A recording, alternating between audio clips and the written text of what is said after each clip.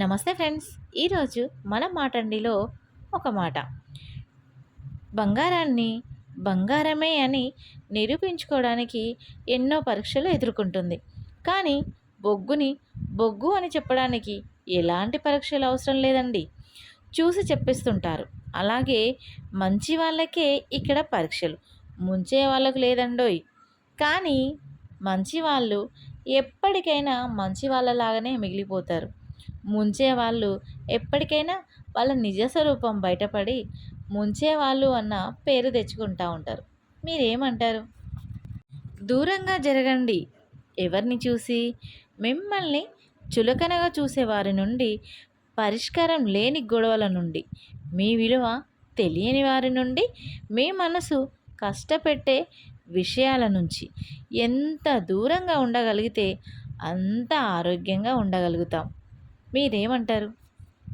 ఇక కొన్ని జీవితాల్లో సంఘటనలు జరగడం మంచిదే. ఎందుకంటే కొందరి నిజ స్వరూపం, మనస్తత్వం బయటపడుతుంటాయి. మొదట అవి మనకి బాధనే ఇచ్చినా సరే, జీవితాంతం పడాల్సిన బాధని దూరం చేస్తాయి. అదే కాదండోయ్, జీవితాంతం మళ్ళీ ఒకసారి మనం ఇంకో తప్పు చేయకుండా ఖచ్చితంగా జాగ్రత్తగా ఉంటాం. ఏమంటారు? మనం ఏదైనా మౌనంగా భరించినంత కాలం మనం అందరికీ మంచి వాళ్ళమే. ఎప్పుడైతే భరించలేక ఎందుకు అని ఎదురు ప్రశ్నిస్తామో అప్పుడే మనం ఎంత మంచి చేసినా అన్నీ మర్చిపోయి మరీ మనకి ఎక్కడో లేని చెడుతనా అంటబెట్టి ఉన్నది లేనిది అన్నీ మన వెనకాల మాట్లాడుతూ ఉంటారు. మీరేమంటారు? జీవితం అనేది మనం నడిచే దారి లాంటిది. మనకి తోడుగా నడిచేవారు ఉంటారు, కానీ మనకి బదులుగా నడిచేవారు మాత్రం ఎవ్వరుండరు. అది మనమే నడవాలి, ఎంత కష్టమైనా సరే. మీరేమంటారు? మాటండి, చాలామంది ఒకరినితో ఇంకొకరిని పోలుస్తూ ఉంటారు. కానీ అలా ఒకరితో ఒకరిని పోలుస్తున్నారు అంటే దాని అర్థం వారిద్దరిని విడదీస్తున్నారని అర్థం. అది మీరు మర్చిపోకండి. మీరు గుర్తుంచుకోవాలి కూడా. ప్రేమలో అయినా, స్నేహంలో అయినా, దేంట్లోనైనా పోలికలు అస్సలు ఉండవు. ఏమంటారు? మాటండి, అన్నీ ఒకే రోజులా ఉంటాయా? అందరూ ఎల్లప్పుడూ ఒకే విధంగా ప్రవర్తిస్తారా? కొన్ని రోజులు సంతోషంగా గడుస్తాయి, కొన్ని రోజులు బాధతో గడిచిపోతాయి.